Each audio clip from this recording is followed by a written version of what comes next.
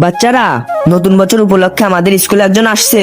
আরে বাহ, কেউ একজন আসবে, বেশি খুশি হয়েও না, কারণ পুরাতন একজন আমাদের স্কুল থেকে চলে যাবে। কেউ চলে যাবে মানে আলিফ ভাইয়া।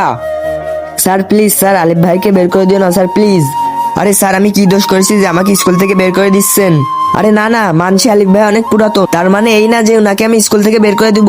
ও তো তোমাদের ভিতর থেকেও একজন হতে পারে। হ্যাঁ স্যার, তোমাকে বের করে দেবে, কারণ তুমি প্রতিদিন আজকেও দেরি করে এসেছো। তোমাদের মতো স্টুডেন্ট আমাদের স্কুলের প্রয়োজন নেই। হ্যাঁ ইয়ার, এক সেকেন্ড, ওই দিন যে তুমি সিগারেট খাচ্ছিলে স্যার দেখে ফেলেছিল, তারপরেও তোমাকে স্কুল থেকে বের করেনি। আমাকে কি বের করবে? হ্যাঁ এই বিজয়, তোকেই বের করবে স্যার, কারণ তুই কাল।